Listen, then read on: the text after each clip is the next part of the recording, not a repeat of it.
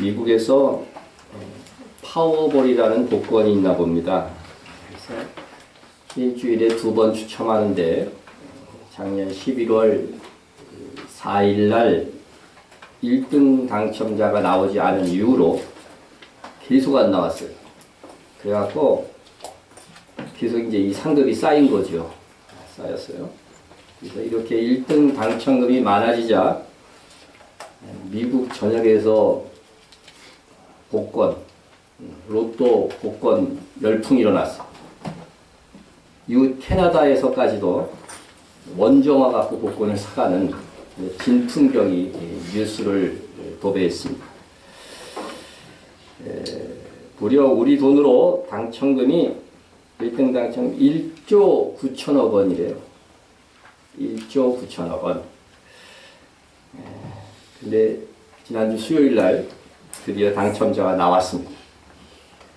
1등이 한 명이었으면 조 단위로 받았을 텐데 3명이 나왔어요. 그래서 30년 연금으로 받으면 6,400억 원, 일시불로 받으면 4천억 원인데 한 명이 수정에 갔다는군요. 일시불로.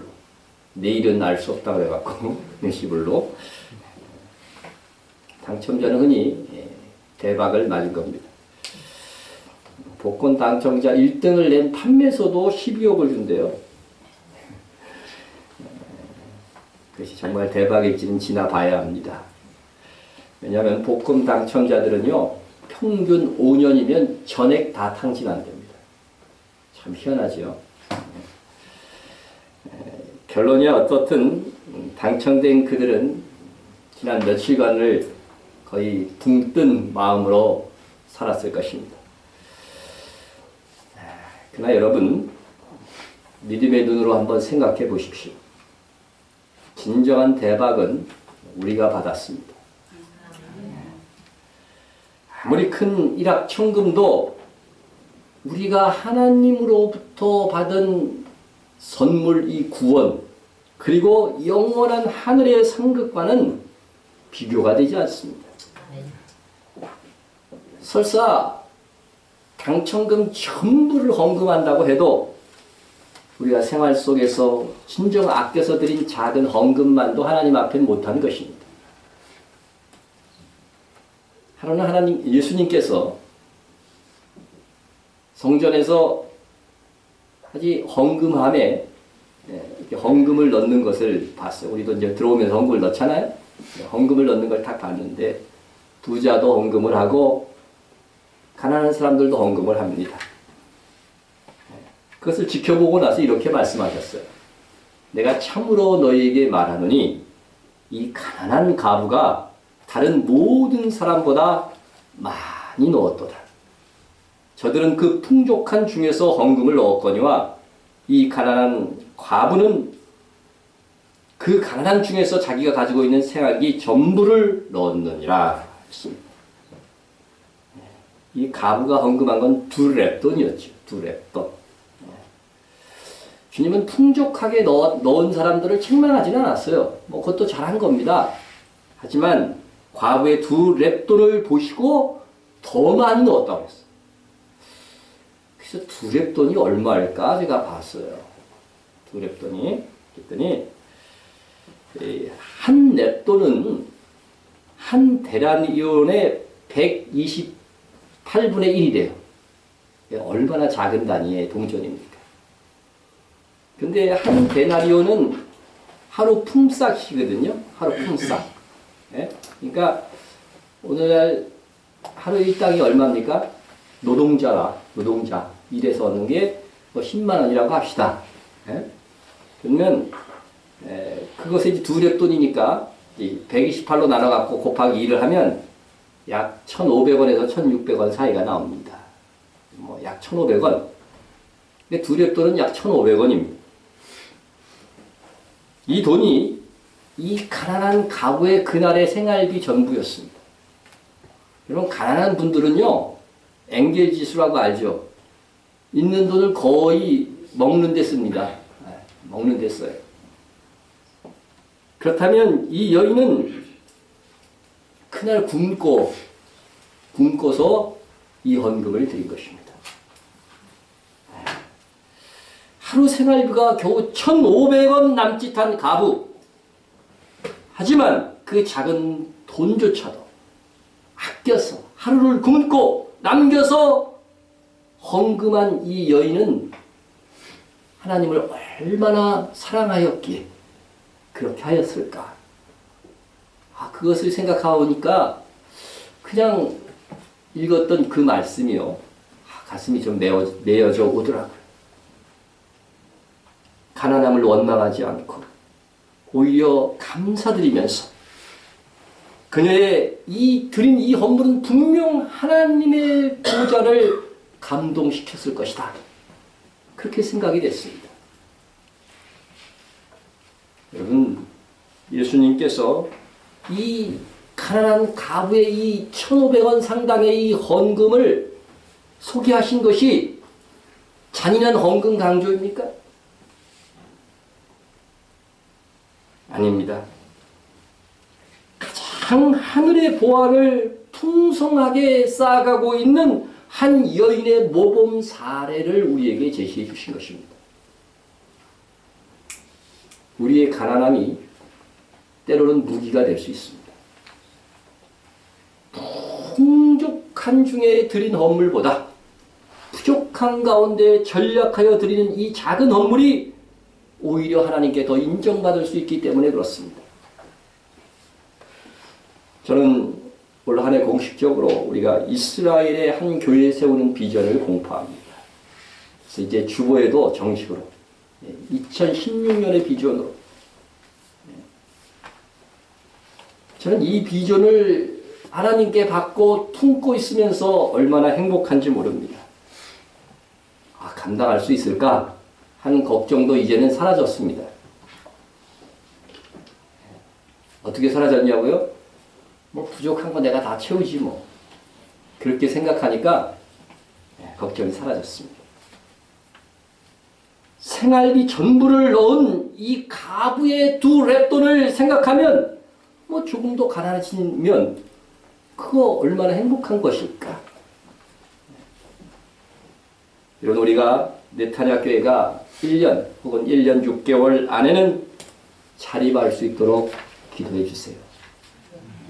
그리고 가난한 가운데 행한 우리의 모범이 다른 교회에도 도전을 주어서 이스라엘 한 교회 세우기 선교 비전으로 이 좀 확장될 수 있도록 여러분 기도해 주시기 바랍니다. 얼마 전 브레드 방송에서 2015년에 영국에 가서 모니엘 미스터리의 디렉터 야콥 브란치를 인터뷰한 그런 내용을 이렇게 봤어요. 보았는데 참 공감이 됐습니다. 그래서 좀 그분의 인터뷰한 내용을 좀 소개를 하고자 합니다. 그는 말하기를 마지막 시대는 이스라엘에 대한 관점이 그 성도가, 그 교회가 진짜냐 가짜냐를 구별하는 중요한 핵심이 될 것이다. 그렇게 말을 하고 있습니다. 그런 점에서 이스라엘은 일종의 판단 기준 척도라는 것입니다. 물론 성경을 통해서 마지막 시대에 하나님께서 이스라엘과 유대인을 회복시키는 이 예언이 성취될 것을 믿는 사람들 중에서도 다른 것에서 잘못되는 사람들이 있더라는 거죠. 유대 율법주의로도 넘어가고 보면 그런 사람들이 있다는 거죠. 그런데 이스라엘에 대한 올바른 관점을 가지지 못한 사람들은 반드시 잘못되어지더라는 거죠. 거기에는 자기가 살펴보니까 예외가 없더래요. 그런 말하기를 자기가 이렇게 살펴보니까 반이스라엘주의와 대체 신학을 가진 기독교 작가, 신학자, 목사들 중에서 이스라엘에 대한 관점 말고 다른 부분에서 틀리지 않은 사람이 하나도 없더라는 거예요. 여기서 이제 대체 신학이 뭐냐? 대체 신학. 대체 신학이라고 하는 것은 성경에 나오는 이스라엘에 대한 축복과 저축, 그리고 이스라엘에 대한 예언을 교회에다가 대체해서 적용시킨 거예요. 다시 말해서 교회가 영적 이스라엘이라고 가르치는 것을 말합니다. 성경 어디에도 그런 내용은 없어요. 그런데 그렇게 가르쳐 왔고 우리는 거의 다가 그렇게 세뇌되어져 지금까지 온 거죠. 온 겁니다. 자, 한번 이 대체 신학을 주장하고 이런 것들을 생산했던, 뭐 거기서 밑에서 어쩔 수 없이 들었던 사람 말고 이것을 생산했던 사람들은 다른 신학에 있어도 전부 다 이렇게 잘못되어져 가는 부분들이 나타나는데, 그 예로 2014년에 죽은 존 스토트라고 꽤 유명하신 분입니다. 여러분은 잘 모를 거예요. 그러나 신학을 공부한 사람들은 존 스토트는 정말 대학자죠. 대학자죠. 그는 반이스라엘주의자였습니다. 완전한 대체 신학이었습니다. 그는 이스라엘에 대한 바르지 못한 시각을 가졌는데 결국 그는 점점점 가면서 세계 종교 단일화에 적극적이었습니다. 어떻게 기독교만 진리인데 세계 종교를 단일화할 수 있겠어요? 이거는 마지막 시대의 적그리스도가 한 일이라고 성경에 되어 있거든요. 거기에다가 그는 영혼 멸절설을 주장했습니다. 그는 사람들에게 지옥과 영원한 심판이 있다고 말할 수 없다고 가르쳤습니다. 하나님께서는 사랑이 너무 많으셔가지고 아무리 죄인이라도 영원히 지옥에서 고통받게 하지 않으시고 그 영혼을 완전히 없애버린다는 거죠. 멸절시켜버려가지고서 그 존재 자체를 없애버리는 것이지 지옥에서 영원히 고통받도록 하지는 않는다. 이렇게 주장하는 것이 영혼 멸절설이고 존 스토트가 처음 주장한 것입니다. 물론 이것은 성경과는 전혀 다른 주장이죠. 성경은 믿는 자에게는 영생을, 믿지 않는 자에게는 분명히 영벌이라고 되어 있어요. 영벌, 세세토록. 네? 또 한 사람의 예를 듭니다. 미국에서 최고로 유명한 두 교회를, 우리나라에서 특별히 소개된 두 교회를 시작한다면 세들백 교회하고 아마 윌로 크릭 교회라고 빌 하이벨스 목사의 교회입니다. 시카고에 있는데 이 빌 하이벨스의 이 윌로 크릭 교회는 이분 역시도 이스라엘에 대해서 굉장히 적대적이에요. 심지어 이제는 어느 정도까지 갔냐면 자기의 교회에 이슬람의 이맘을 뒀어요. 이슬람의 지도자예요. 이맘을 두고 있어요. 9.11 사건 이후에 한 무슬림으로 하여금 크리스천들에게 이슬람에 대하여 소개받는 시간을 정기적으로 주고 있어요. 하지만 이스라엘 회교사원 어디에서도, 세계 어느 곳에, 한 곳에서도 우리 기독교 복음 전도자가 우리의 복음을 소개할 기회를 갖지는 못하고 있습니다. 이게 잘못되는 거예요. 이스라엘에 대한 관점이 잘못되면요, 다른 곳에서도 결국 잘못되더라는 거죠. 또 미국의 침례교회 존 파이퍼의 대표적인 목사님이 미네소타주에 있는데 베들레헴 침례교회 담임 목사입니다. 그 역시도 대체 신학을 갖고 있습니다. 그는 세들백 교회의 릭 워렌이 주장하는 세계 평화 계획을 지지하고 있습니다. 릭 워렌의 이 세계 평화 계획은 뭐냐면요, 불교, 힌두교, 이슬람교 신자들이 이렇게 다른 신들을 모시는 사람들과 연합하여 평화를 갖고 오게 하자는 것이죠. 종교 간 반목하지 말고. 여러분, 평화라고 하는 것은 그리스도 예수 안에서만 가능한 것입니다. 여러분 믿습니까? 네? 성경에서 보면 모세나 사도 바울이나 구약의 모든 선지자와 사도들이 다른 신은 다 악마라고 말하고 있습니다. 성경은 이렇게 말합니다.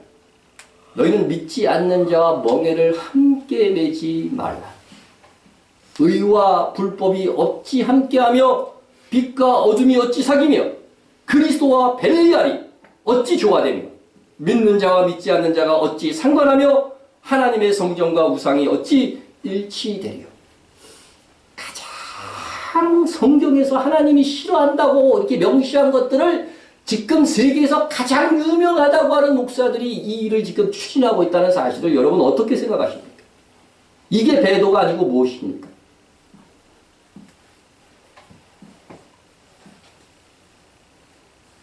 이렇게 이스라엘에 대하여 잘못된 인식을 가진 사람들은 다른 교리에서도 잘못된다. 이게 영이 흐려지는 거라는 거예요. 이게 바로. 그리고 성경을 해석하는 관점이 다르기 때문에 진리에 대한 관심들이 점점 줄어들 수밖에 없어요. 이 성경으로 관련 구조를 이렇게 돼야 되는데 이게 억지 주장이라든가 성경에 대한 것이 아니라 세상의 어떤 정의나 뭐 이런 것을 가지고 이 모든 것을 주장하는 겁니다. 여러분 명심하십시오. 우리의 모든 판단의 기준은 하나님의 말씀이며 성경입니다.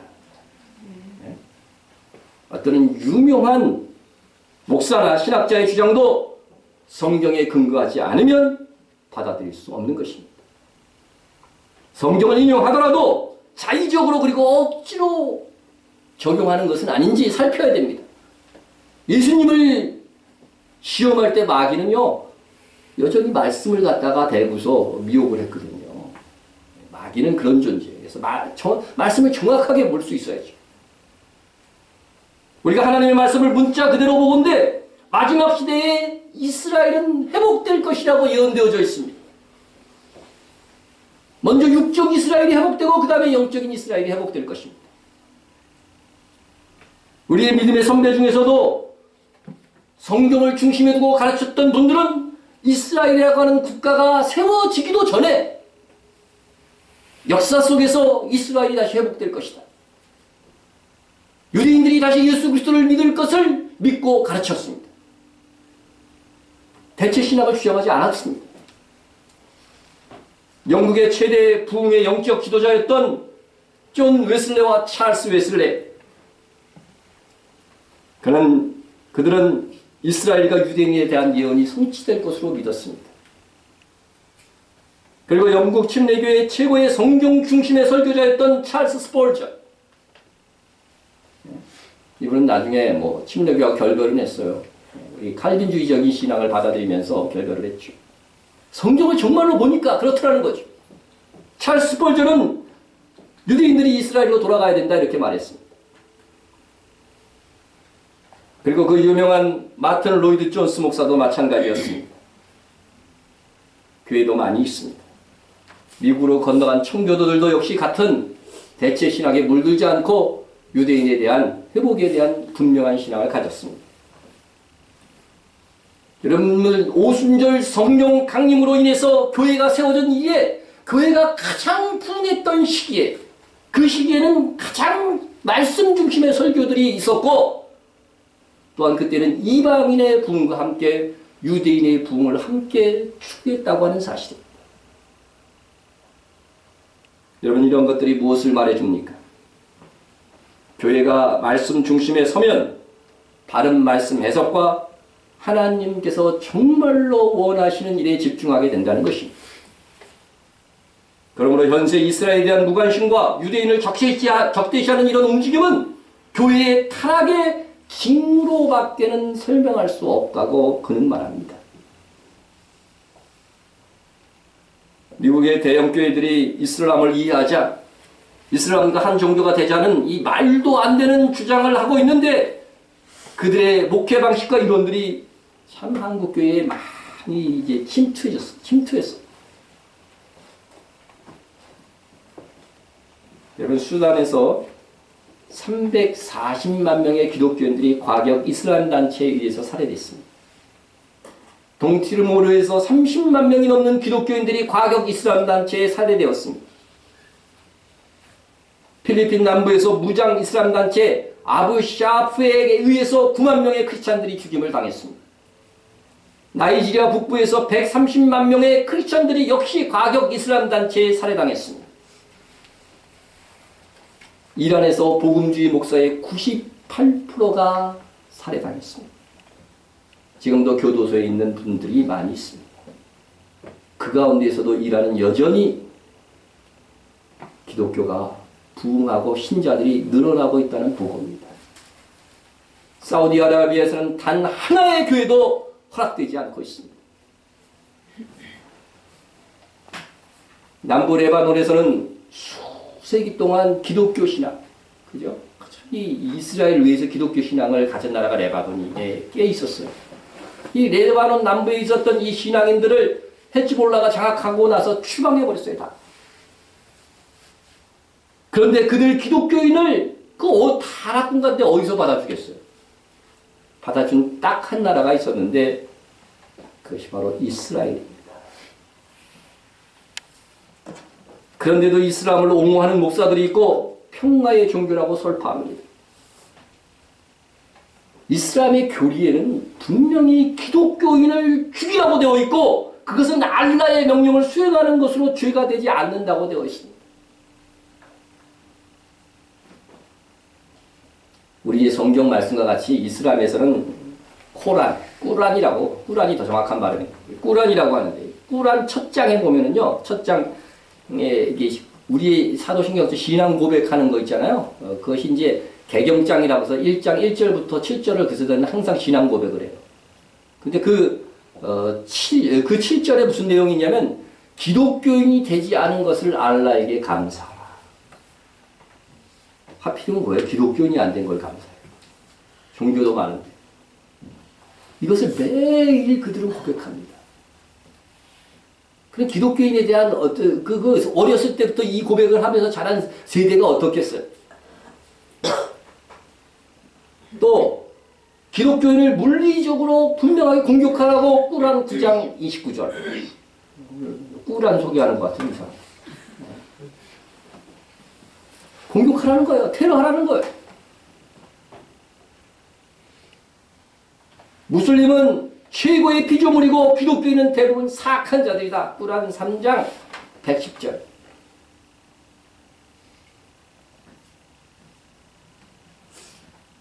여러분, 기독교인들을 학살하는 그것은요, 이슬람의 경전인 꾸란에 순종하는 것일 뿐이에요. 그런데도 그런 것들은 다 빼버리죠. 이슬람 교회를 소개하고 그들과 하나가 되어야 된다고 주장합니다. 얼마 전에 보니까 우리나라 전 국회의원인데 그분이 이슬람에 대해서 이렇게 하는데 우리나라에서도 5부작으로 이 이슬람을 평화의 종교라고 막 내보냈어요. 근데 4부작까지만 방영되고 5부작이 방영이 안 됐습니다. 5번째 작품. 왜 그랬느냐? 자초지종을 해보니까 담당 PD가 10억을 받았대요. 리뷰를. 그리고서 이렇게 방영을 하는 거.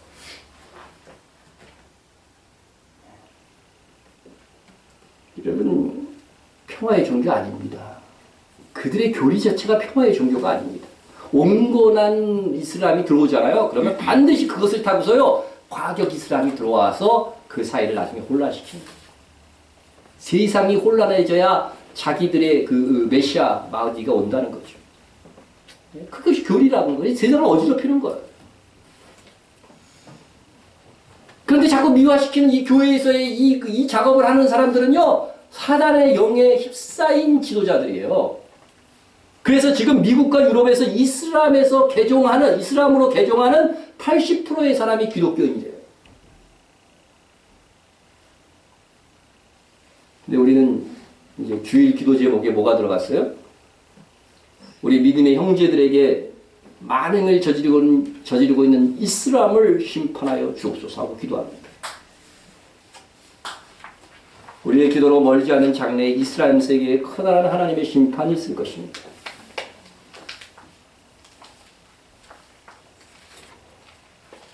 우리가 하나님께서 행하실 이 시대의 일들을 성경을 통해서 또한 성령의 감화를 통해서 우리가 분별하고 하나님과 같은 마음으로 헌신하는 것보다 복된 일이 어디에 있겠습니까? 심판의 때에 이스라엘의 심판을 위해서 기도하고 14만 4천의 이스라엘의 회복의 때에 이스라엘의 회복을 위해서 기도하고 헌금하고 이것이 우리를 가장 복되게 하는 것입니다.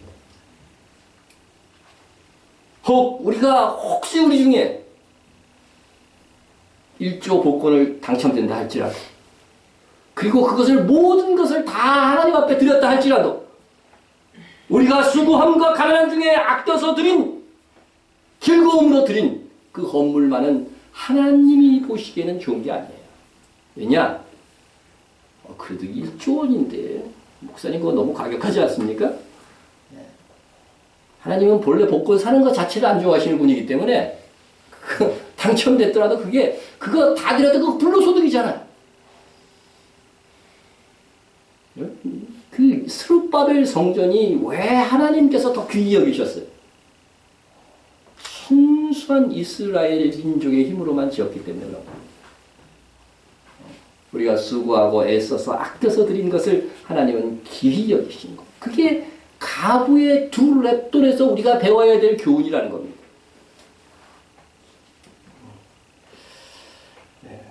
제가 이제 이스라엘 네타냐 교회를 위해서 3주 동안 계속 이렇게 이야기했어요. 그래서 앞으로도 계속 이야기하겠지만 헌금에 대해서는 오늘까지만 하겠습니다. 왜냐하면 여러분 이것이 정말 여러분들을 복되게 할 수 있는 기회이기 때문에 여러분에게 말씀을 드립니다. 뭔가 여러분들이 희생하고 아껴서 드리는 부분들이 꼭 있기를 바랍니다. 그래야 생활비 전부, 객관적으로 보면 생활비 전부라 해봤자 1,500원인데 할지 모르지만 여러분 어디 가다가 정말 커피 한 잔 먹을 거 안 먹고 음식 외식할 거 한번 전략하고 그런 거 생각나는 거 있으면 딱 전략해서요. 바로 여러분들 할 수 있잖아요. 바로 인터넷으로 보낼 수 있어요. 그죠? 보낼 수 있어요. 그렇게 한번 해보라는 거죠. 1,000원이라도 좋고 5,000원이라도 좋고 이렇게 전략한 것들을 하나님 앞에 드리는 이 정말 가부의 두 랩돈과 같은 그런 정성들이 여러분에 있기를 바랍니다.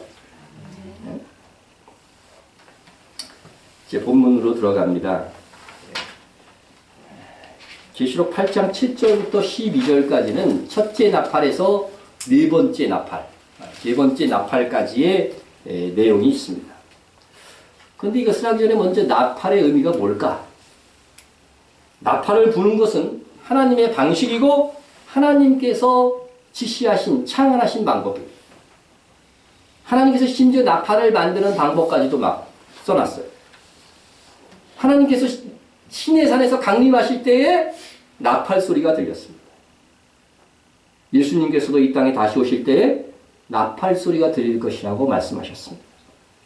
이런 나팔 소리는 하나님께서 들려주시는 것이고, 또 율법에 보면은요, 사람들을 모을 때, 또 일하게 할 때, 섬길 때, 뭐 전진할 때, 뭐 전쟁하게 할 때, 이럴 때 다 나팔을 불게 했어요.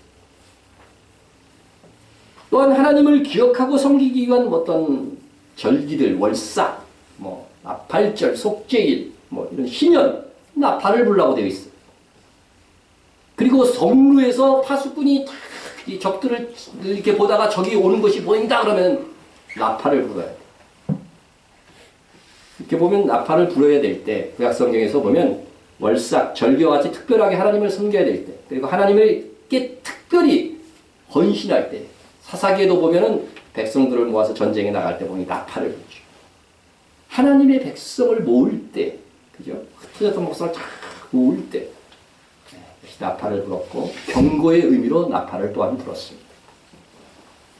계시록에서 나팔이 이 부러지는 7 나팔이 나오는데, 이 구약성경에서 나오는 이 모든 의미들이 다 적용되는 거예요.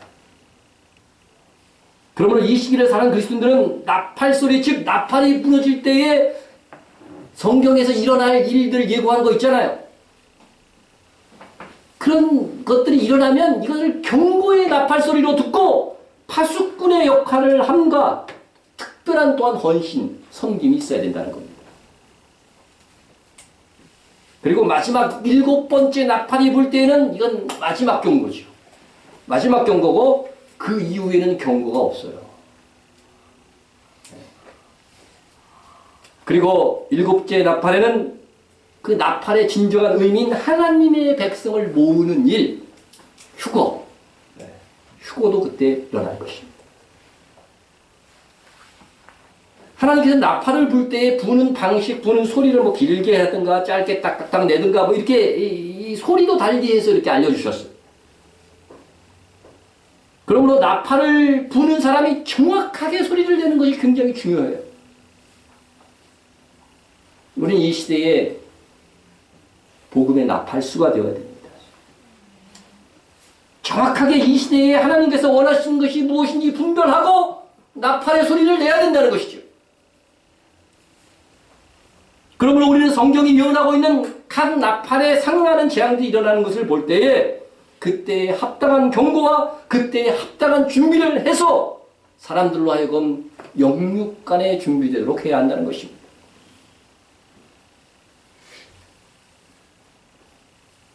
그러나 칼이 임함을 파수꾼이 보고도 나팔을 불지 아니하여 백성에게 경고하지 아니하므로 그 중에 한 사람이 그 임하는 칼에 제거당하면 그는 자기 죄악으로 말미암아 제거되려니와 그 죄는 내가 파수꾼의 손에서 찾으리라.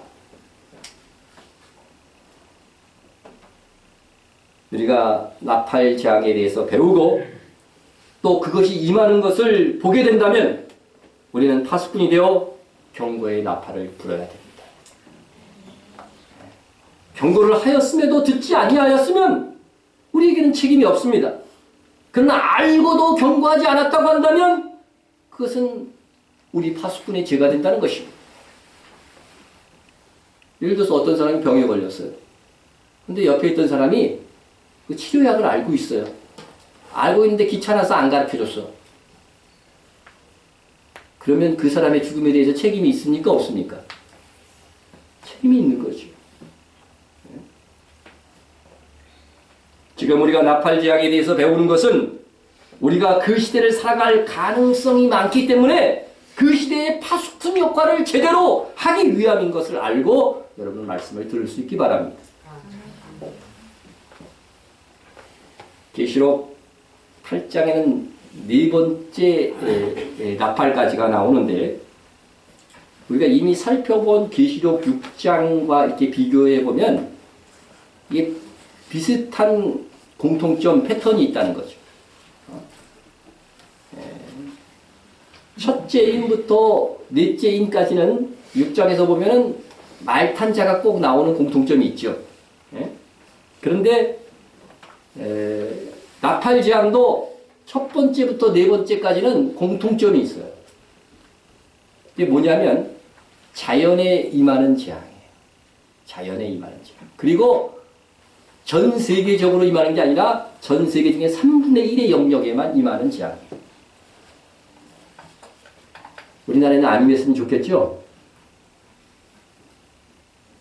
임했으면 좋겠다는 분위기예요. 그래서 나팔 재앙은 땅에 임하는 재앙이고요. 첫 번째 나팔은. 두 번째는 나팔은 바다에 임하는 재앙. 세 번째 세 번째 나팔은 물의 근원이죠. 강물이나 물샘에 임하는 재앙이고, 네 번째는 해, 달, 별, 광명체에 임하는 재앙이다. 이런 것들을 크게 여러분의 개념에 두시고 말씀을 들을 수 있기 바랍니다. 먼저 본 해석에 들어가기 전에 저와 다르게 해석하는 분들의 해석을 이번에 먼저 소개합니다. 지난주에 7인의 다른 해석들, 저하고 다르게 해석하는 분들의 해석들을 살펴봤죠. 저는 그 인지하면서부터가 마지막 시대에 일어날 것으로 보고 이분들은 세대 요한이 아니고 사도 요한 시대 이후부터 지금까지 쭉 일어나 왔던 사건으로 보기 때문에 좀 관점이 틀린 거죠. 그래서 다른 겁니다. 그러니까 이분들은 이런 나팔 재앙도 상당 부분까지는 이미 이루어진 거다 이렇게 보는 거예요. 저는 안 이루어졌다고 보는 거고 그런 차이점이 있다는 것을 아시기 바랍니다. 자, 7째 인을 이분들은 퉁구스가 사건이라고 봤어요. 이 퉁구스가 사건이 1908년에 일어난 거예요. 그러니까 나팔 재앙은 1908년 이후가 되겠죠. 자연스럽게 이후가 되는 것입니다. 자, 브레드 방송에서 이 마지막 시대에 대해서 엔드 타임에 대해서 소개한 어빈 백스터 목사님 해석을 주로 해서 제가 설명을 할 것입니다.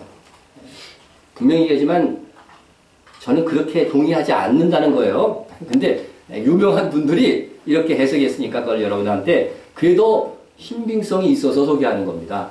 있어서 소개하는 겁니다. 자, 우선 계시록 8장 7절 첫째 나팔이 불 때 일어나는 일이 무엇인가 말씀을 통해서 먼저 봅니다. 첫째 천사가 나팔을 부니 피 섞인 우박과 불이 나와서 땅에 쏟아짐에 땅의 3분의 1이 타버리고 수목의 3분의 1도 타버리고 각종 푸른 풀도 타버렸더라. 피 섞인 우박이 나와서 그리고 불이 나와서 땅에 쏟아지는, 그래서 땅과 수목과 푸른 풀까지 이 3분의 1을 다 태워버리는, 이게 도대체 무엇일까? 어빈 백스터 목사님은 이를 세계 제1차 대전으로 봅니다.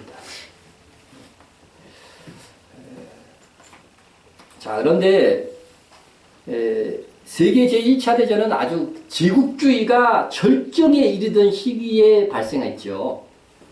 혹시 모르는 분을 위해서 얘기하면 제국주의라고 하는 것은 자기 나라만 이렇게 다스리는 게 아니고 여러 식민지를 두고 다스리는 나라를 제국주의라는 거죠. 그러니까 미제국주의 그러는 게 뭐예요? 미국이 자기 나라만 다 해결되는데 다른 나라까지 다 간섭하잖아요. 그래서 이런 나라를 제국주의. 다른 나라까지 정복해서 이득을 취하고 자기가 실질적으로 다스리는 거죠. 자, 이 제국주의가 밀접한 유럽에서 주로 일어났어요. 세계 제2차 대전은. 하지만 서류상으로 보면은 전 세계에 속한 식민지 국가도 이 나라의 다스림을 받은 거니까 거의 다 참여한 것으로 이렇게 보여진다는 거죠. 그래서 한 50여 개국이 참여한 것으로 되어 있습니다. 여러분 지도에서 보면, 화면에 보면 회색 계통이 중립국이고 나머지는 이제 연합국 동맹국이니까 지도상 보면 거의 그죠. 세계의 대부분의 나라들이 이 세계 1차 대전에 참여했다 하는 것을 볼 수가 있습니다. 하지만 실제로 전쟁을 치른 주된 국가는 독일, 영국, 프랑스, 러시아, 오스트리아, 헝가리 제국, 그리고 오스만 투르크, 지금의 터키죠. 미국 등 이렇게 극소수에 불과했다는 것입니다. 눈이 좋으신 분은 우리나라가 이 지도에 지금 보일지 모르겠는데 우리나라도 속해 있죠. 왜냐하면 일본이 참여했기 때문에 당시 우리가 일본의 지배하에 있었기 때문에 이렇게 표시가 되는 겁니다.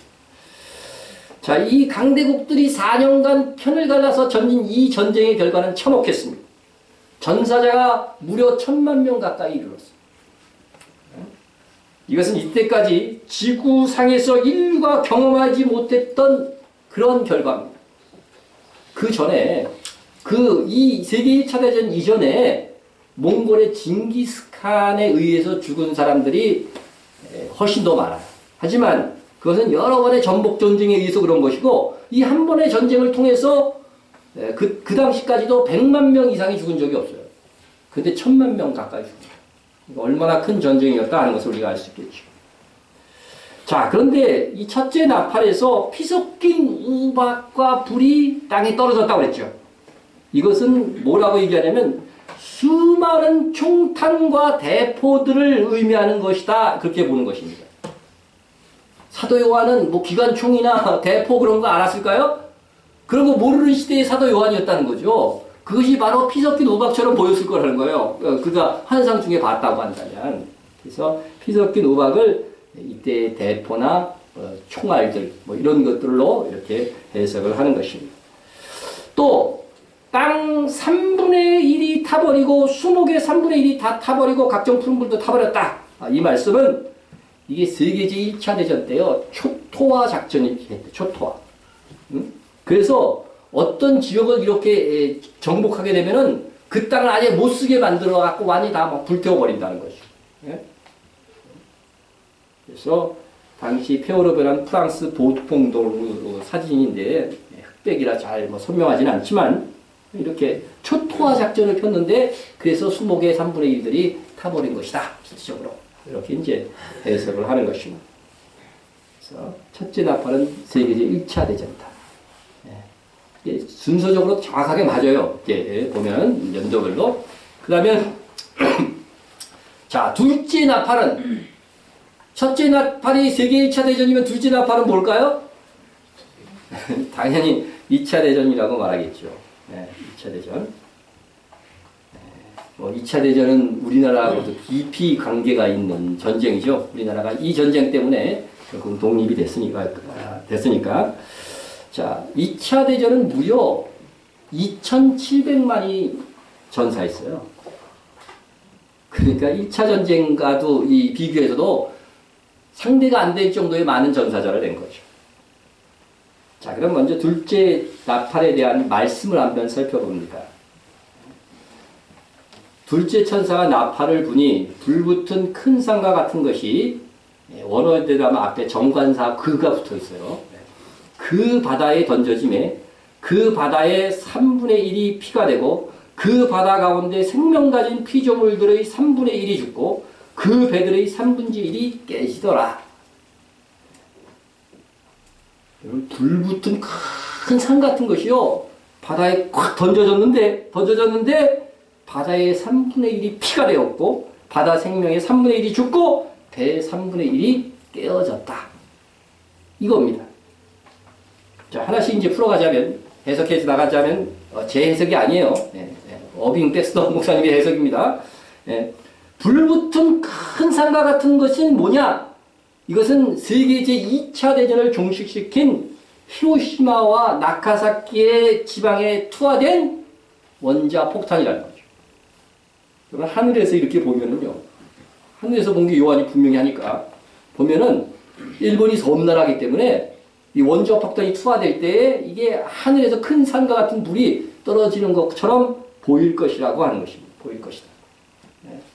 이 원자 폭탄은 땅에 떨어지기 전에 폭발하거든요. 폭발하고 이게 하는데, 이게 지금 제가 사진이 흑백 사진이라 그렇지, 진짜로 터질 때는 어땠을까요? 불 붙는 산과 같이 보였을 것이다. 이렇게 이야기하고 있는 것이죠. 자, 또 그리고 바다의 3분의 1이 피가 되었다고 하는데, 이는 원자 폭탄이 투하된 결과로 인해서 바다의 3분의 1이 그 바다, 그죠? 폭탄이 투하된 그 바다, 정관사가 붙어 있으니까 그 바다에 3분의 1이 이제 방사능 뭐 이런 데에 해가지고서 이제 죽었을 것이다. 이렇게 보는 것이죠. 이건 충분히 가능한 일입니다. 그리고 배들의 3분의 1, 그 배들의 3분의 1이 파괴되었다고 하는데, 여러분들이 이제 요거는 세계 2차 대전, 이게 여러분들이 뭐 인터넷에서 검색해봐도 나옵니다. 그래서 2차 대전에서 참여한 배들의 숫자가 나와요. 군함들이 나온단 말이에요. 전투에 참여한 배들이 총 몇 대냐면요, 배들의 3분의 1이 깨어졌다고 하는데 105,127척. 이게 뭐 하여튼 7까지 해갖고 이렇게 딱 정확하게 나와요. 그 중에 34.7%인 36,387척이 침몰했다는 거예요. 그러니까 약 3분의 1. 맞죠? 3분의 1 정도. 배가 침몰되었다는 것입니다. 참 기묘하게 잘 맞아들어간다. 이걸 보면서 제가 그렇게 느꼈어요. 그래서 사실 처음에는 저도 이걸 믿었어요. 이걸 사실 믿었어요. 근데 이러한 해석의 문제점은, 첫째 나팔은 바다에 대한 오염이고, 둘째, 땅에 대한 오염이죠. 땅에 대한 오염이고, 둘째 나팔이 바다에 대한 재앙인데, 세계 1, 2차 전쟁이 1차는 땅에서만, 2차는 바다에서만 진행됐느냐? 그건 아니잖아요. 그쵸? 그건 아니잖아요. 이게 어느 한 곳에 집중해서 이렇게 보면은 이게 맞는 것 같지만, 첫째 나팔은 분명히 땅에서의 재앙이고, 둘째 나팔은 바다의 재앙이라고 한다면, 1, 2차 전쟁은 전부 다 땅과 바다에서 다 피해를 준 그런 전쟁이었다고 하는 겁니다. 그래서 이것이 약간 짜맞추기가 아니냐 하는 그런 인상을 지우게 된다 하는 것입니다.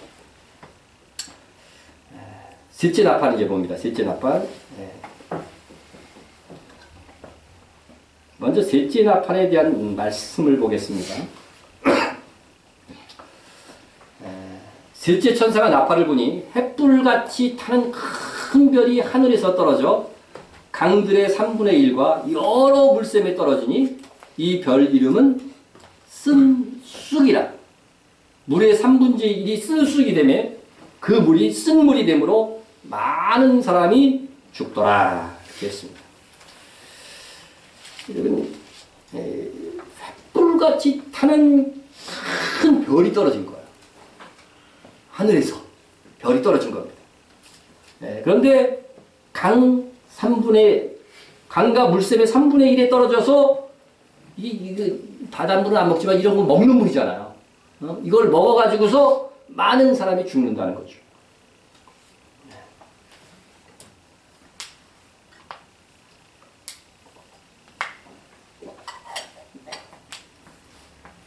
이것을 뭘로 보느냐? 무엇으로 성취됐다고 보느냐? 1986년 4월 26일에 있었던 소련. 우리 젊은이들은 소련 그러니까 모르더라고 무슨 말인지. 그래서 저 하도 기가 막혔어요. 소련을 모르다니. 우리는 소련 하면 이거는 진짜 대단한 국가로 알았는데 소련을 모르다니.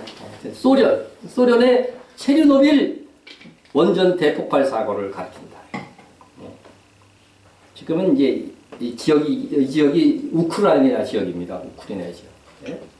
참, 이 유엔 추정으로 900만 명이 영향을 받았다. 이렇게 이제 볼 정도로 아주 큰 사건이었죠. 한번 보면은요, 체르노빌 한번 봅니다. 여기 체르노빌 폭파되기 전에 위에 사진이 폭파되기 전이고, 폭파될 때 동영상이 좀 있더라고요. 이거는 뭐 이제 그건 보여줄 수가 없고 그때 스크랩을 좀 했어요. 폭파될 때 사진. 그 다음에 폭파된 후의 사진. 이렇게 여러분들이 보고 있습니다.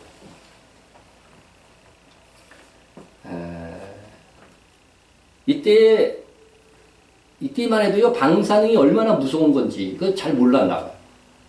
그냥 막 불이 나니까요, 소방대원들이 막 출동을 했어요. 용감하게 껐어요. 이들 중에 절반이 한 달 내에 다 죽었습니다. 이런 거 장비 안 가지고 있었던 직원들은요, 살이 너덜너덜해 돼가지고서요, 뼈만 남은 채로 막 걸어 다니다가 죽었어요.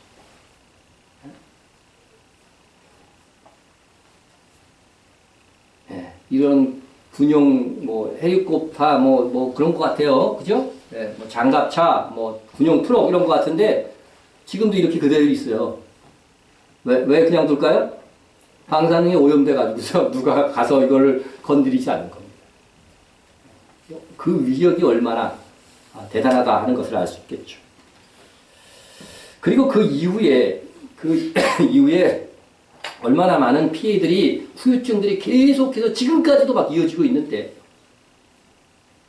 이게 뭘까요? 지렁이에요. 지렁이가 이렇게 커져버렸어요. 지렁이가 뱀 같아. 보여주고 있는 겁니다. 그리고 이후에 그 주변 도시에서 태어나는 아기들이요, 끔찍한 아이들이 너무 많이 나왔어요. 오늘 식사하실 수 있을지 모르겠어요.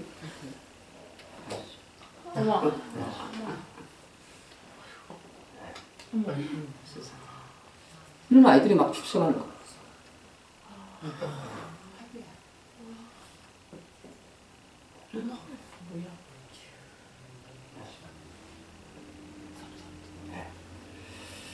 자, 그건 식사를 해야 되니까.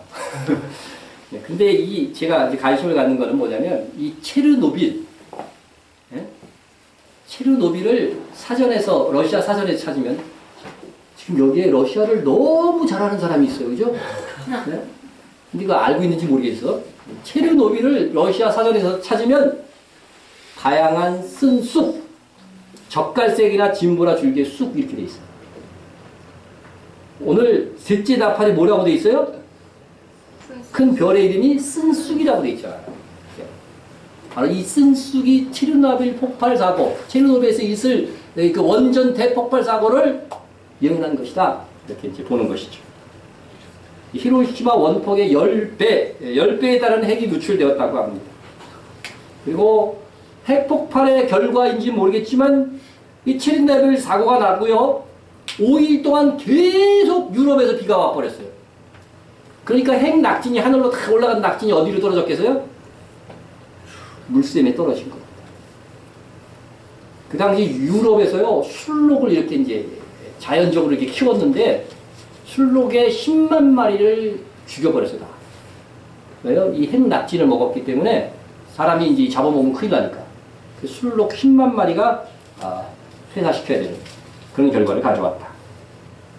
그리고 이 핵낙진연내 속에는 시아슘 137성분은 주로 암 중에서도 갑상선 암을 많이 유발시킨다. 그래서 체르노빌 주변의 도시의 갑상선 암이 248배 증가. 네. 연구한 과학자 의사들에 말하면 12만 5천 명이 이 사고로 죽었고 감염된 사람은 200만 명 정도다. 이렇게 얘기하고 있습니다.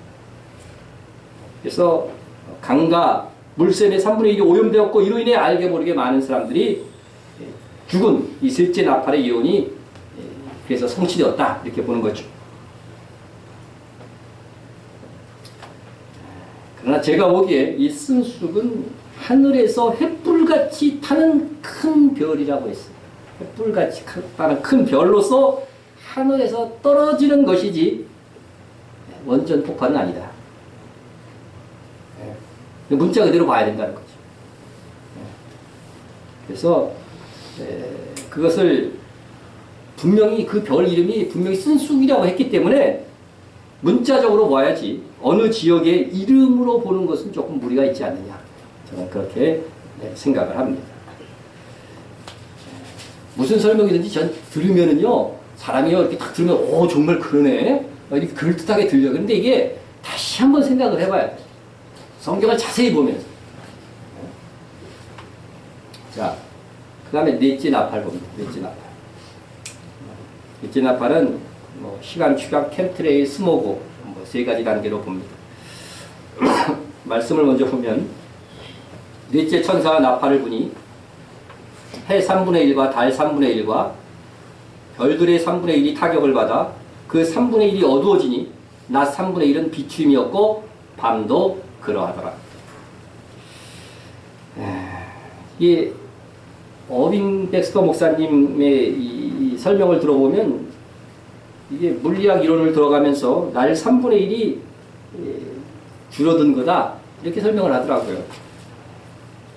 자신도 이 넷째 나팔이 뭔지 굉장히 마지막으로 안 것이 넷째 나팔이랬는데 그걸 고민하고 있었는데 자기 아내가 하나님의 음성을 듣는 거 그런 사람이 아닌데 처음으로 하나님의 음성을 들었다고 하면서 이 해, 달별 이 3분의 1이 어두워지는 것이 하루에 3분의 1 시간이 어두워진 날이 있다는 거죠. 있었다는 거죠. 근데 자기가 듣기에 도무지 그건 말도 안 되는, 이해가 안 되는 말이라는 거예요. 그래서 물리학자한테 질문을 했더니 아인슈타인의 상대성 이론을 설명하는데 그런 일이 발생했다고 한다면 그 안에 있는 우리는 느끼지 못했을 것이라는 거죠. 느끼지 못했을 것이다. 이것은 무슨 거냐면요. 마치 차 안에 내가 있으면 차가 막 달리죠. 근데 창문이 없다고 생각해 보세요. 그러면 달려도 내가 달리는 거 알아요, 몰라요? 소리를 듣고는 알겠지만 소리가 안 난다고 한다면 그게 모른다는 거죠. 그와 같은 원리라는 거죠. 그와 같은 원리라는데 그런데 문제는 똑똑한 제가 들어도 잘 이해가 안 돼요. 네, 물리학과를 나오면 이해가 될 것 같아요. 물리학자들은 너무 쉽게 이걸 인정한다는 거예요. 그래서 그럼 우리 주님께서 우리가 느끼지도 알지도 못하는 일을 넷째 나팔로 정했을까? 우리가 그 나팔을 분별하고 어떻게 돼요? 경보의 나팔을 불어야 되는 입장인데 이렇게 어려운 아인슈타인의 상대성 이론을 알아야만 이해할 수 있는 이런 나팔을 준비하셨을까? 그건 제가 좀 회의적이 든다는 거죠. 그래서 같은 스타일로 주장을 해도 넷째 나팔에 대해서 다른 의견을 가진 분들이 꽤 있어요. 그 중에 하나가 이제 캠트레일과 스모그인데 캠트레일부터 한번 말씀을 드리고자 합니다. 캠트레일 말고 콘드레일이라고 콘드레일. 제가 여러분 과거에 한번 했어요. 이런 비슷한 설명을. 콘드레일은 비행기가 3만 피트 이상에 올라가면은요, 거기서 날면은 너무 춥기 때문에 엔진에서 나오는 연기가 아니고 수증기가 응결되어서 이렇게 생기는 현상이에요. 막. 마치 연기처럼 이렇게 쫙 나오게 이렇게 보이는 거죠. 이것은요, 몇 초에서 길어도 15분 이내는 다 사라집니다. 사라져버려요. 그런데 누가 왜 뿌리는지 지금도 정확하게 알 수 없는데 이 캠트레일은 우리가 하늘을 살피면 가끔 발견하는데 비행기가 떠다니면서 계속해서 연기를 이렇게 내면서 그게 뿌려대는 거예요. 네? 본 적 있으세요? 하늘을 안 보고 살아가서 모르니까 자주 봤다는 사람도 있네요. 네. 자, 이것은요 금방 연기가 안 사라져요. 5시간에서 8시간까지 남아있는데 MBC 서프라이즈에서도 이 프로에서 소개한 적이 있었어요. 이 캠트레일은 적혈구 알루미늄 호흡기 질환을 일으키는 마이코플라즈마, 좀 어렵네. 각종 바이러스, 기타 알려지지 않은 생물학적 요소를 포함하고 있는 것으로 알려져 있습니다. 그리고 상당히 해악한 물질을 하늘에서 뿌려대고 있는 것만은 틀림이 없습니다. 특별히 이 캠트레일이 살포되는 지역에서는 질병, 특히 호흡기와 관련된 만성 질환이 증가하는 것으로 보고되고 있습니다. 이것은 골프전, 미국이 이제 골프전을 할 때 하늘에 이게 온통 이 구름을 이렇게 뿌려놓고 전쟁을 했다는 거죠. 군사적인 목적으로 사용되었지만 지금은 많은 사람들이 있는 이 대도시에서 막 뿌려대고 있어요. 왜 이렇게 도통 사악한 짓을 하는지 이해할 수가 없습니다. 그래서 이 일을 하는 내부 고발자들이 보내온 게 있어요.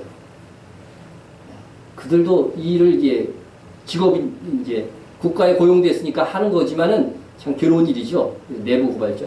그 사진들을 한번 이렇게 보는데 이제 캠트레일 이런 건데 네.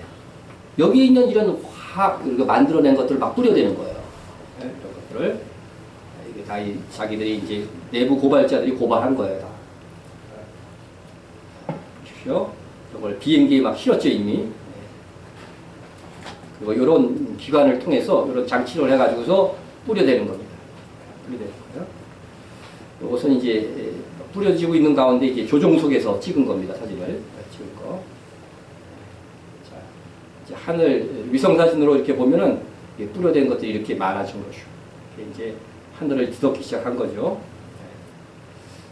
이런 아주 더러운 아주 생명체, 생물학적인 것들도 이렇게 이제 막 뿌린 거예요. 뿌린 겁니다. 이런 것들이 이제 땅에 떨어져 가지고서 이런 것들이 단지 고발이 됐어요. 이런 것들이 아주 식물에게도 이제 문제가 있고 이렇게 되는 겁니다. 그래서 이런 것을 뿌린 데서 이렇게 작업을 했던 사람들이 이런 피부병들이 지금 걸리는 그런 현상들. 대머리는 큰일 납니다. 자, 이 제일 처음에 맑은 하늘이었는데 이렇게 하나씩 뿌리면서 점점 흐려지고 있죠. 그래서 이제 금방 같은 장소에서 이렇게 이제 완전히 구름이 완전히 뒤덮은 그런 캠트레일로 뒤덮은 이런 상황들을 보여주고 있습니다. 미공군에서는 이것을 오존층 보호를 위해서 하는 것이라고 변명을 하였지만, 그래갖고 목사님들 중에서 이게 오존층 보호를 위해서 하는 거라고 말하는 정말 말도 안 되는 말을 하는 그런 목사도 있더라고요. 마지막 시대를 설교하면서도 그걸 몰라가지고서 말이죠. 그렇게 설교. 지금 캠트레일을 뿌리지 못하도록 시민운동까지 벌릴 정도로 해악한 것인데 100% 저도 확실하게는 말할 수 없지만 이것은 거의 바로 프리메이슨 일루미나티들이 악한 세력들이 세계 인구수를 줄이기 위해서 사람들의 건강을 해치기 위한 목적으로 뿌리는 것이거나 제가 전에 설명했던 이 미국의 하프라고 하는 이 전자파 무기가 있잖아요. 그것의 효능을 높이기 위해서 사용되는 것 중에 답이 있지 않을까. 아마 두 가지 목적이 다 있는 것도 같아요. 물론 이것을 행하는 세력이 신세계 질서를 추구하는 세력이라는 의심은 분명히 가지만 그렇다고 이것이 넷째 나팔이다 이렇게 말하기는 무리가 있습니다. 여기 보면 하나 더 하는데 이 캠트레일을 이제 2000년부터 이제 막 이렇게 캘리포니아 지역에 막 뿌렸는데 사망률에 엄청난 변화가 왔어요. 2000년대부터 급격하게 늘어났어요. 사망률이. 이것만 봐도 아주 해악한 것이다 하는 것들을 통계적으로 이렇게 볼 수가 있습니다. 자, 넷째 나팔이 해달별 3분의 1을 비추게 되는 것인데 캠트레일이 그 정도는 아니라는 거죠. 그 정도는 아니다. 그리고 스모그 현상도 이제 이 넷째 나팔에 속하는 것이다 이렇게 말하고 있는데 이것도 물론 상당한 해달별을 가리지만 이것들도 광명체들의 빛의 3분의 1 정도가 된다 이렇게 말하기는 좀 힘들다 하는 것이죠. 최근에 그 중국 황사예요. 중국에 최근에 막 이게 붉은 황사도 이렇게 일어나고 붉은 황사. 또 황사로 중국 말고 유명한 데가 있어요. 또 유럽에서 영국이죠. 영국도 그렇고 프랑스도 상당히 황사 때문에 이건 영국 상황입니다.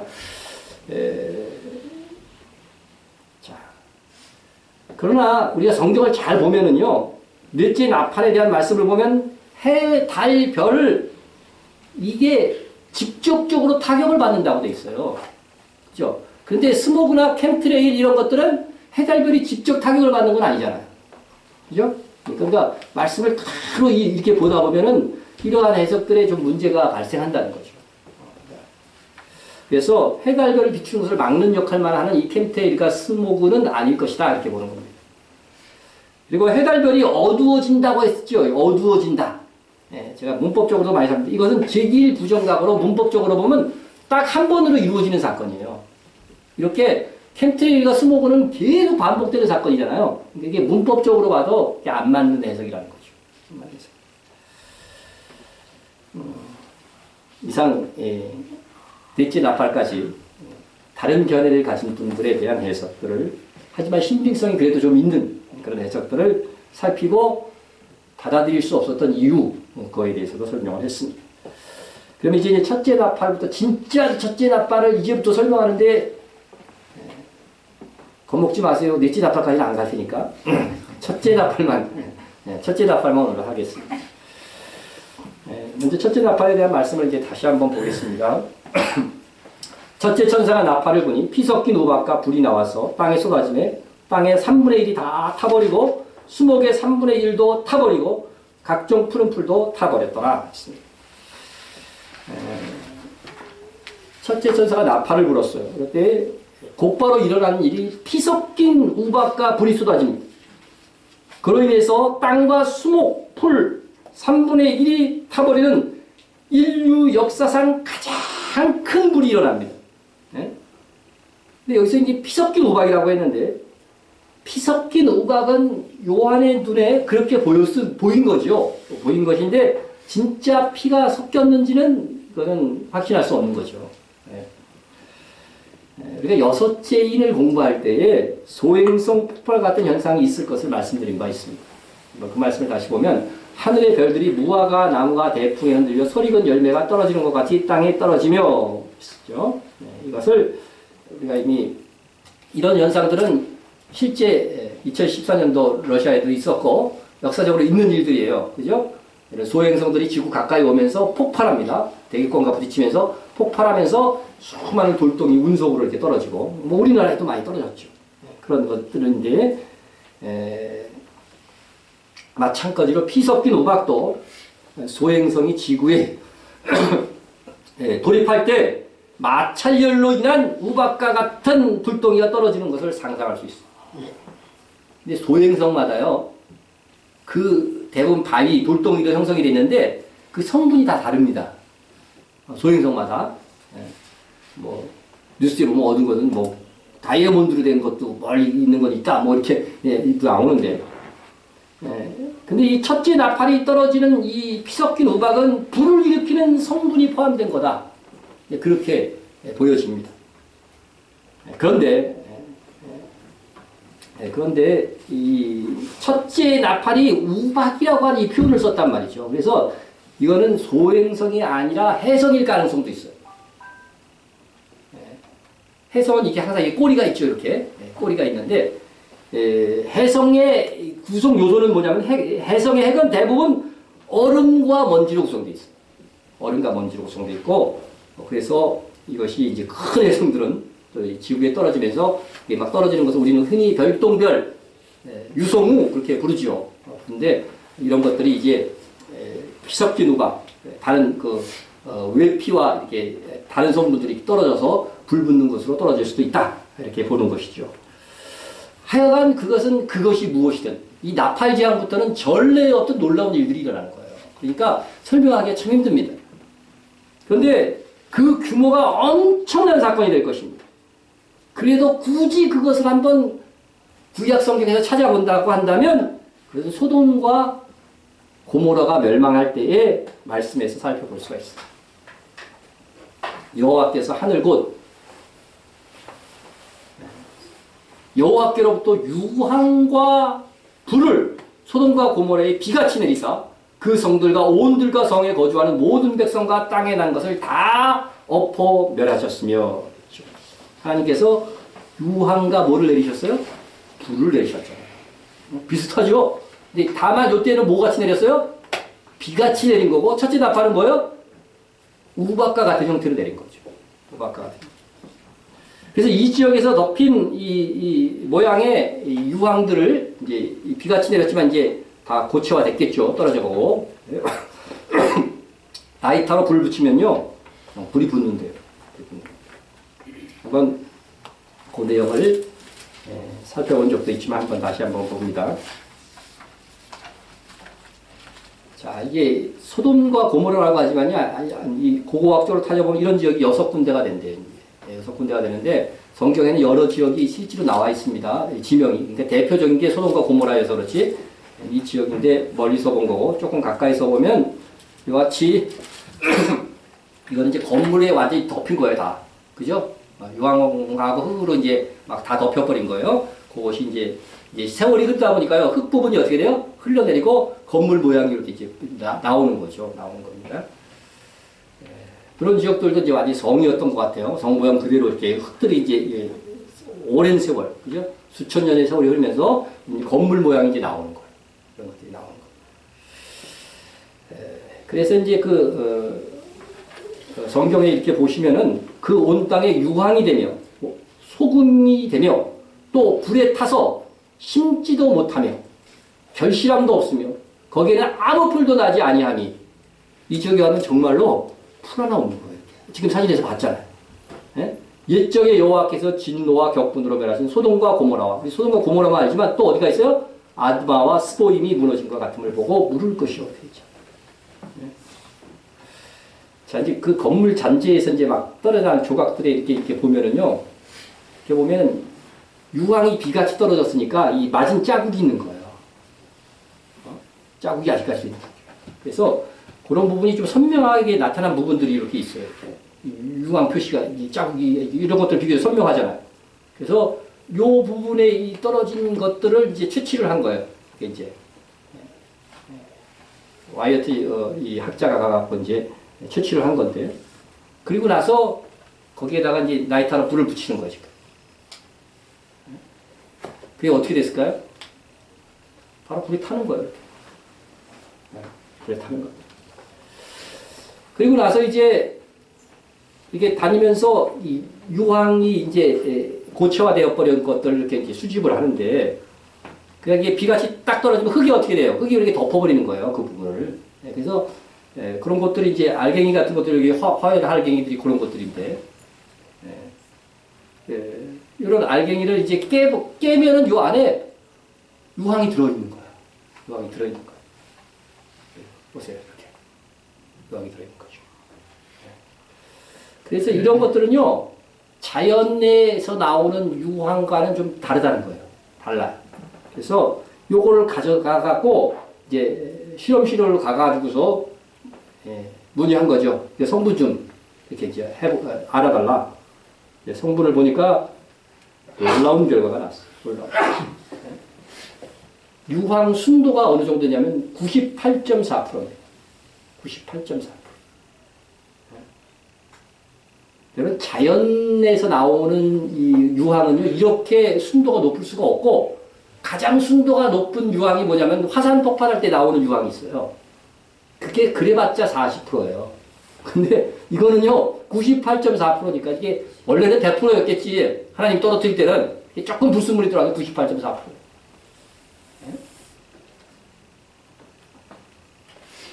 그래서 또 봅니다. 여기 이런 것은요, 뭐냐면은 요거 깨서 보니까 안에 있던 성분들이 이게 사람의 뼈가 돼 있는 거예요. 사람의 뼈. 그러니까 여기에 이게 다 사람들이 파묻힌 거죠. 소돔과 고모라. 성경 말씀 그대로 다 된 거예요. 다 된 거예요. 여러분 마지막 시대는요. 이 소돔과 고모라처럼 멸망합니다. 지옥의 모형을 보여준 거예요. 지옥에는 불 중에서 유황불이 이게 뜨거운데 유황불이 유황불. 계시록에 뭘 한번 이렇게 돼 있어요. 그러나 두려워하는 자들과 믿지 아니하는 자들과 흉악한 자들과 살인자들과 음행하는 자들과 점술가들과 우상숭배자들과 거짓말하는 모든 자들은 불과 뭐예요? 유황으로 타는 못에 던져지죠. 이것이 둘째 사망. 지옥의 모형을 보여준 겁니다. 이렇게 하나님께서 소돔과 고모라의 명백한 유물을 이 마지막 시대에 드러나게 하셔서 보여주시는 이유가 뭘까요? 이거 보면 정말 성경이 이게 신화가 아니구나. 진짜 사실이구나. 예? 그런 걸 확신할 수 있잖아요. 이것을 우리 시대에 와서 이렇게 명백하게 이런 유물을 통해서 알려주시는 이유는 우리가 이제 앞으로 환난의 시대를 이겨나가게 할 우리에게 하나님의 이 말씀, 성경의 이 모든 사건과 말씀들이 분명한 사실이라고 하는 것을 더욱더 확신을 주시기 위함인 거예요. 소돔과 고모라는 참으로 역사 속에서 했던 무서운 하나님의 심판이며 첫째 나팔의 모형이 될 수가 있습니다. 그래서 소돔과 고모라는 비처럼 내렸다면 첫째 나팔이 불 때에는 우박의 형태로 내릴 것이다. 그리고 심판의 영역도 그 당시 소돔과 고모라는 몇 개 도시였지만 첫째 나팔이 불 때는 땅의 3분의 1이 타버리고 수목의 3분의 1이 타버리고 각종 푸른 풀도 다 타버릴 것이라고 했죠. 그러니까 우박에 섞여내는 이 피 같은 것도 아마도 불을 번지게 하는 연료와 같은 역할을 할 것이라고 보여집니다. 소돔과 고모라를 멸망시킬 때 유황과 같은 역할이죠. 왜냐하면 첫째 나팔이 이 부러지는 그 7절을 보면은요, 타버린다 하는 것이 이 포인트예요. 이 3번 반복됩니다. 3번 반복됩니다. 땅의 3분의 1이 타버릴 것이다. 네? 수목의 3분의 1이 타버릴 것이다. 각종 푸른 풀도 타버릴 것이다. 엄청난 화재가 일어날 것입니다. 지구의 3분의 1의 땅이 타버리는데. 네? 한번 상상을 해보세요. 네? 여기 이제 막 타는 겁니다. 그래갖고 결과는 어떻게 되겠어요? 이렇게 되는 거예요. 네? 아마 수목이라고 했으니까 하나님께서 건물이나 도시 전체를 막 태우는 그런 건 아닌 것 같아요. 것 같은데 아마 거대한 밀림지대가 막 다 타버리는 그런 일들이 발생할 것으로 보여집니다. 도시는 남겨놓고 밀림지대, 숲지대만 이렇게 타는 그런 현상이 있을 것이다. 지구의 3분의 1의 타격을 주는 그런 화재가 있을 것이니까 여러분 이런 일이 있거든. 참, 여러분 한번 지구의 3분의 1 이렇게 타버리면은요 숨쉬기도 좀 어려워질 것 같아. 이때 숨쉬기도 어려워질 것이고 엄청난 일이 일어나겠죠. 이런 일이 있거든. 하나님의 경보의 나팔 소리를 듣고 우리가 사람들에게 전해줘야 돼. 사람들이 공포에 질려 있을 때 이것이 주님이 오시기 전에 마지막 7나팔의 첫째 나팔이다. 네? 아직 시간이 있다. 지금 회개하면 너희도 하나님의 백성이 되는 것이다. 전해줘야 되는 것이죠. 그걸 위해서 지금 우리가 이렇게 배우고 있는 겁니다. 그리고 생각해 보세요. 우리 인지양 배울 때 이미 세상에는 많은 식량 부족 사태가 오는 겁니다. 지금 이미 많이 일어났지만 수목과 각종 푸른 풀이 3분의 1이 다 타버린다고 한다면 그 상황 속에서 이게 전 세계의 식량 사정이 어떻게 될까 한번 상상해 보세요. 급격한 식량 가격의 상승이 있을 것입니다. 그리고 현재도 매일 25,000명이 굶주림에 관련된 이유로 죽는다는 거예요. 뭐 병에 걸려 죽는지만 결국은 못 먹어가지고 그런 병에 걸리는 거니까 25,000명이 이렇게 죽는 거예요. 매 초마다 한 아이가 직접적인 기아로 죽는데 기아. 가난한 가정들의 식량 구입이 그들 지출의 거의 절반 이상, 어떤 데는 거의 전부를 사용하고 있습니다. 그런 상황에서 급격한 가격 상승은, 식량의 가격 상승은 가난한 사람들에게 말할 수 없는 타격이 될 것입니다. 그러므로 시대를 분별하는 그리스도인들이 이를 알고 준비하면서 복음을 전해야 되는 거죠. 그래서 첫 번째 나팔 재앙 이후에도 보면은 먹거리를 타격할 만한 그런 일들이 계속 일어나요, 사실. 이때 가면 분별하여서 복음을 준비하는 영성이 갖추어져야 됩니다. 그래서 지금 집에 곡식 짜놓으라는 것이 아니고 이런 상황들이 이제 긴박하게 돌아가면 우리가 우선적으로 그때 해야 될 일들을 잘 분별하라는 겁니다. 영적인 일들도 있고 육적인 일들도 있다는 거죠. 지금부터 요셉의 지혜를 달라고 기도하면 하나님께서 사용해 주실 것입니다. 여러분, 나팔은 알리는 역할을 하는 악기죠. 악기입니다. 나팔은 세미한 음성이 아니에요. 크게 들립니다. 누구나 다 들을 수 있는 것입니다. 기머거리가 아니고는 다 들을 수 있어요. 여러분, 영적 기머거리가 되지 말아야 됩니다. 말씀을 모르면 기머거리가 될 것이라고 하는 것입니다. 첫째 나팔이 불 때 예언된 말씀을 아는 성도는 두려워하기보다도 이것이 첫째 나팔 심판이구나 명확하게 알게 될 것입니다. 말씀을 배우는 목적이 거기에 있습니다. 그래서 하나님의 말씀을 사랑하고 그 말씀을 배워둔 성도들은 준비되어지는 것입니다. 그리고 혹 우리 중에 그러한 시대를 살지 않을 분들도 있어요. 그러나 하나님의 말씀을 배우고 미래를 바라보는 것은 아름다운 것입니다. 그리고 미래의 믿음의 후배들을 위해서 기도해 주는 것도 아름다운 일입니다. 그러나 우리 중에 대부분이 이 일을 겪을 것으로 예상이 됩니다. 이런 일이 시작될 때 우리가 두려운 것이 아니고 주님께서 말씀하시기를 오히려 머리를 들라고 했어요. 너희들에겐 더 할 일들이 많아질 거라는 거죠. 열심을 내라는 거죠. 오늘 말씀을 이제 정리합니다. 우리 계시록을 배우는 것은 두려워하기 위해서가 아닙니다. 그런데 안타깝게도 연약한 분들은 두려워합니다. 그러나 하나님께서 두려운 시대에 두려워하지 않게 하기 위해서 이 말씀을 주시는 것입니다. 지금 이미 전 세계에 얼마나 많은 성도들이 예수 그리스도를 믿는다는 이유 때문에 두려움의 상황에 처해 있습니다. 그래도 그들은 두려워하지 않고 있습니다. 우리가 심판의 때, 그것도 하나님의 백성이 아닌 세상을 심판하는 때를 배우면서 두려워하는 것은 믿음이 아닙니다. 우리에게 하나님께서 마지막 경고의 나팔을 불어 세상을 심판하는 때가 온다면 우리는 그때 더욱 힘써 그리스도의 복음을 전해야 됩니다. 두려움을 이길 수 있는 복음을 사람들에게 알릴 수 있는 여러분이 되시기를 축원합니다. 기도하겠습니다. 통성으로 기도합니다. 우리의 기도와 후원으로 내 탄약교회가 세워질 수 있도록 위해서 기도해 주시고요. 이 시대에 내 가정, 내 주변에 복음의 나팔수가 될 수 있도록 기도해 주시고요. 마지막 시대에 쓰임받는 교회 되게 하소서. 홀려서 성교제단을 위해서 기도해 주시고, 북한의 성도들과 박해받는 세계의 성도들을 위해서 기도해 주시고, 나라와 민족을 위하여 이스라엘의 회복을 위하여 교회 부흥과 목회자와 선교사와 성도 간의 중보해 주시고요. 이슬람을 심판하여 주옵소서. 기도할 수 있기를 바랍니다. 기도하겠습니다. 사랑의 하나님 아버지,